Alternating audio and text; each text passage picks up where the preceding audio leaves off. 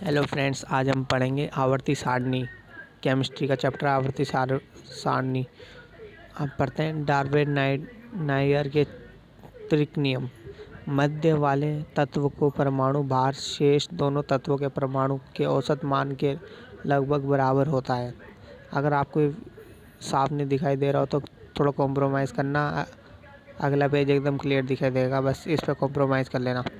First rate जैसे Li7Na223 के 39, इनका प्लस करके 2 से डिवाइड करके 23 आता है।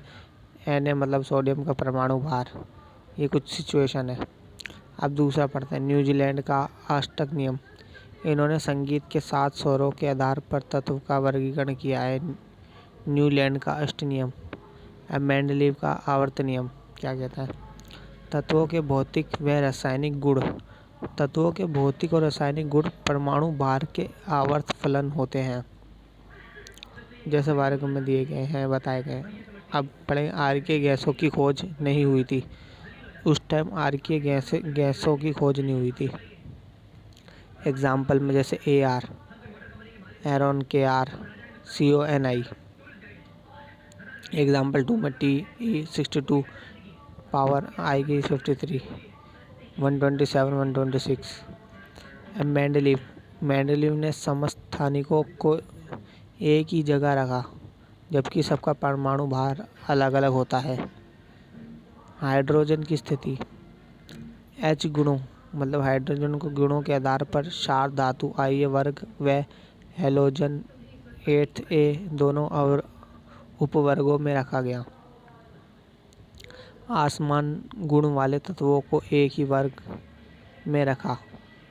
सर्वाधिक सक्रिय धातु, सबसे ज़्यादा सक्रिय धातु I वर्ग व सबसे ज़्यादा निष्क्रिय IB वर्ग, दोनों को एक ही वर्ग में रखा गया है। Cu कॉपर, Hg पारा मतलब मरकरी, Au एल्युमिनियम, Au मतलब सोना, गोल्ड। Pt के गुणों में काफ़ी समानता है, फिर भी इन्हें पृथक वर्गों में रखा गया है। अब मॉडर्न पीरियोडिक टेबल लो क्या कहता है? सन 1913 में हेनरी मोगले द्वारा कहा गया है। ये मॉडर्न पीरियोडिक टेबल जो था, आपने देखी होगी, साइंस की पीरियोडिक टेबल होती है। परमाणु क्रमांक तत्वों का मूल गुण है, अतः तत्वों के भौतिक व रासायनिक गुण उनके परमाणु क्रमांकों के आवर्ती फलन है।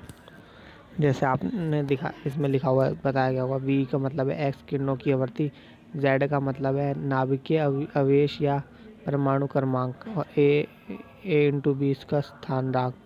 टोटल ग्रुप 18, टोटल आवर्त 7 होते हैं। नोबल गैस 18वें वर्ग में। अब इसके दोष।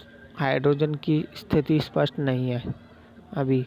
लगभग समान गुण वाले तत्वों का पृथक वर्गों में अलग अलग वर्गों में रखा गया है। एग्जाम्पल में जैसे Ba + Pb तथा Cu + Hg। मुख्य क्वांट संख्या n परमाणु के मुख्य ऊर्जा स्तर या कोश का निर्धारण करती है। अब पढ़ते हैं S ब्लॉक एलिमेंट। अंतिम इलेक्ट्रॉन ईओ लगा हुआ है, इसका मतलब इलेक्ट्रॉन NS उपकोश में प्रवेश करता है। अब वर्ग 1 और 2 ग्रुप में दिखाए हुए हैं। पहले का है क्षारीय धातु, दूसरा क्षारीय मृदा धातु।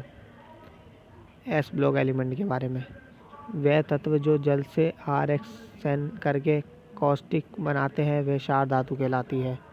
क्षार धातु आप समझ गए होंगे, वह तत्व जो जल से आरेखन करके कॉस्टिक बनाते हैं। अब ग्रुप 2 सेकंड मतलब क्षारीय मृदा धातुओं के ऑक्साइड क्षारीय प्रकृति के हैं। इसके कुछ हैं, अत्यधिक क्रियाशील होते हैं। आयनन एंथैली का मान बहुत कम होता है। अत्यधिक एक्टिव होते हैं। ये 1 इलेक्ट्रॉन या 2 इलेक्ट्रॉन त्याग कर 1+1+2 ऑक्सीकरण अवस्था में दर्शाती है। अब पी ब्लॉक एलिमेंट होते हैं अंतिम इलेक्ट्रॉन Np उपकोश में प्रवेश करता है। इलेक्ट्रॉन विन्यास जैसे देखें, देख लीजिए। अब ये बताते हैं एक उत्कर्ष गैस शामिल है। आधातुओं के 2 क्रियाशील वर्ग एक वर्ग में 17 हैलोजन लवण बनाने की क्षमता NaCl और दूसरे में वर्ग 16 चालकोजन अयस्क बनाने की क्षमता होती है। पहले वर्ग में लेफ्ट से राइट जाता है, अधात्विक गुणों में वृद्धि होती है। दूसरे में अप से डाउन जाता है, धात्विक व क्षणों में वृद्धि होती है। अब अगली वीडियो इसी के आगे आएगी, डी ब्लॉक एलिमेंट्स और पीरियोडिक प्रॉपर्टीज। चलो डी ब्लॉक पढ़ा देता हूँ, पीरियोडिक प्रॉपर्टीज अगले चैप्टर में पढ़ेंगे। डी ब्लॉक अंतिम इलेक्ट्रॉन Ni1d उपकोष इलेक्ट्रॉन विन्यास।